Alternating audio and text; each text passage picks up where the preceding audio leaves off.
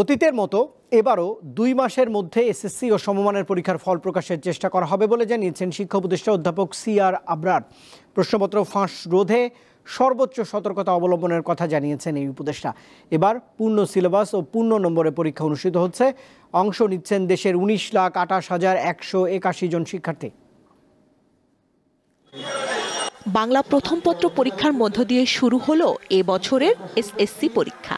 সারা দেশে 3,715টি কেন্দ্রে মোট 19,28,181 জন শিক্ষার্থী এবার পরীক্ষায় অংশ নিয়েছেন। শিক্ষা জীবনের প্রথম পাবলিক পরীক্ষা এসএসসি।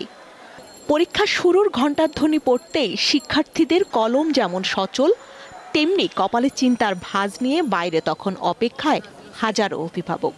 প্রথম সন্তান, প্রথম পরীক্ষা, অনেক বেশি উৎকণ্ঠা। সুস্থ মতো আসতে পারছে এবং সুষ্ঠু মতো পরীক্ষা হলে ঢুকতে পারছে। যত পার্কিংটার ব্যাপারটাই আমাদের একটু বেশি কষ্ট দিয়েছে।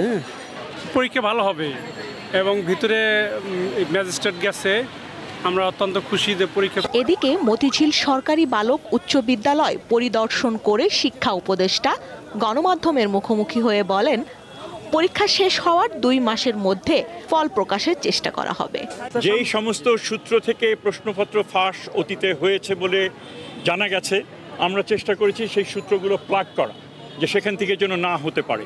তো আশা করি আমরা সাকসেসফুল হব এবং আজকের আগে আমরা ওই ধরনের কোনো ঘটনা ঘটেনি এবং এক্ষেত্রে অবশ্যই একটা টপ প্রায়োরিটি এরিয়া হিসেবে আমরা এটাকে দেখেছি এবং কার্যকর একটা প্রয়োজনীয় ব্যবস্থা আমরা গ্রহণ করেছি। সকাল 10টায় শুরু হওয়া এবারের পরীক্ষা শেষ হয় দুপুর 1টায়। প্রথম দিনের পরীক্ষা নির্বিঘ্নে দিতে পেরে খুশি শিক্ষার্থীরা। হ্যাঁ, পরীক্ষা অনেক ভালো হয়েছে আলহামদুলিল্লাহ। আমি কোনো কিছুতে আটকাই নাই, সবগুলো অ্যানসার করতে পারছি। আলহামদুলিল্লাহ ভালো ছিল, খুবই সুন্দর প্রশ্ন ছিল। কোয়েশ্চেনটা স্ট্যান্ডার্ড ছিল, পারা গেছে কোয়েশ্চেনের মানে। কিন্তু এমসিকিউর যে শব্দগুলো সেগুলো আমাদের বুঝতে একটু কষ্ট হয়েছে। মানে এমসিকিউটা একটু উদ্ভট হয়েছে, মোটামুটি কঠিন। এবছরের এসএসসি লিখিত পরীক্ষা শেষ হবে আগামী 13ই মে। 15 থেকে 22 মে পর্যন্ত চলবে ব্যবহারিক পরীক্ষা। স্বস্তিকা সিংহ, দীপ্ত সংবাদ, ঢাকা।